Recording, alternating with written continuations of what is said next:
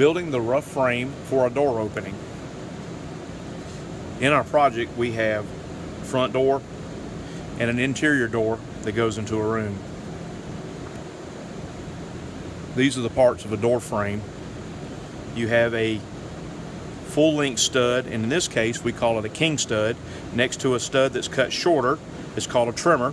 So you have a king and trimmer. On the other side you have a king and trimmer going out to end. On top here you have a header, and the header is built and designed so that it takes the weight from the roof and everything pushing down. It's pushing down in the middle of this, and then it moves it over and transfers the weight down the trimmer stud, down to your floor, down to the foundation, down to the ground. So we've got to do a little figuring on this one. We've got to figure the height or the length of our trimmer stud. In the real world, most all doors are 6'8" or 80 inches, and what you do is add an inch or an inch and a half to that, and you cut them 81 or 81.5 inches. In our case, we're using 6'8", and the way the math works out is we're actually cutting our trimmer studs to 12 inches so that it works out so that when we put our header above, it's at the same height as the rest of our finish wall, and then the top plate is just sitting on top of it.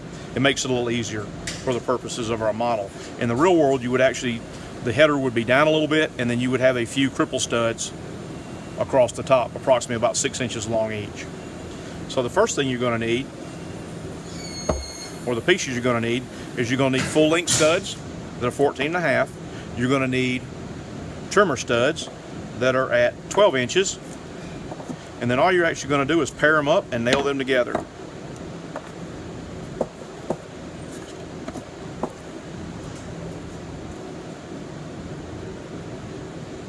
You're going to want to lay the nail gun at a little bit of an angle, because the two of these together is only 1 inch thick, and the brad is 1.25 inches.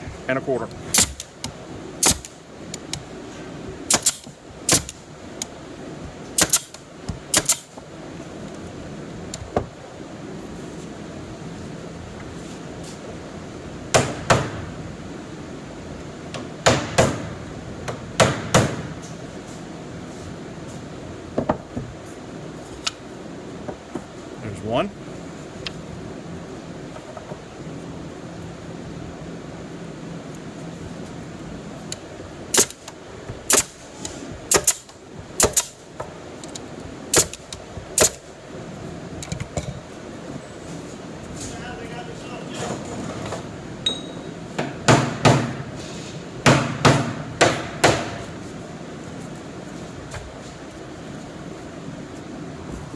Here's the second.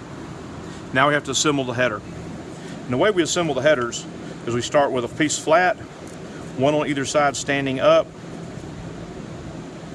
and then another piece flat on top. There's another way to assemble the headers in the real world, is where you take, when you do the math, you end up, the board is 2.5 inches, is 3.5 inches wide. If you add 2 together, it's 3. So what we do a lot of times is take a 1/2 inch piece of plywood and run it between the two of them and nail it together without the top or the bottom pieces.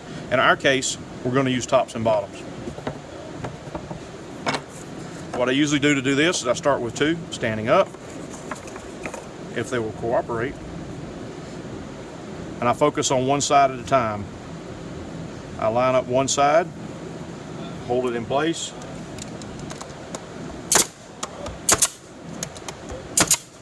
put a few brads, then I bring the other side in, line it up flush on the outside and equal on the ends.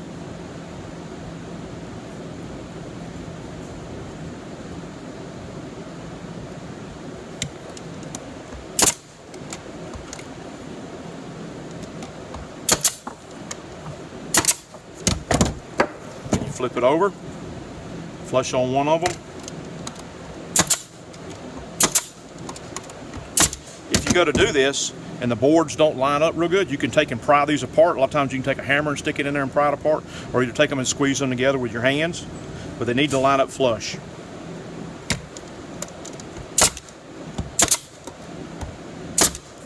As on any project, when you have a knot like this, try to avoid nailing straight into it, because that wood is a lot denser and it'll cause these little, especially these little wire brads, to skip around and change direction.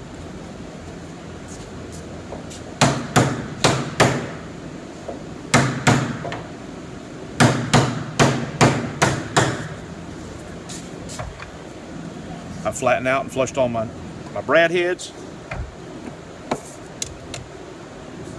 I place my header in place, and you can focus on one side at a time.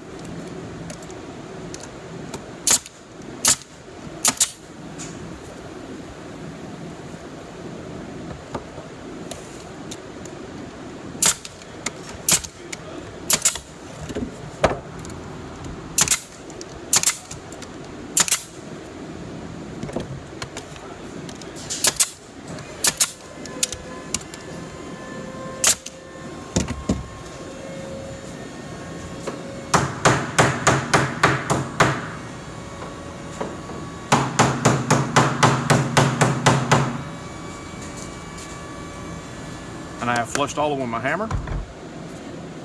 And you have your doorway. Now the length of this header. As we had to calculate the height of the trimmer, you have to do a little calculation to figure out the length of this header. The header's got to span this door open. This particular door opens has to be a 3 foot 0 inch wide. So in our cases, in the model, it's going to be a 6 inch gap. So you cut the headers for the opening between the trimmers is going to be 6 inches. So you have to add an inch on either side. So your total header length when you cut these 4 boards should be 7 inches. That's framing a doorway.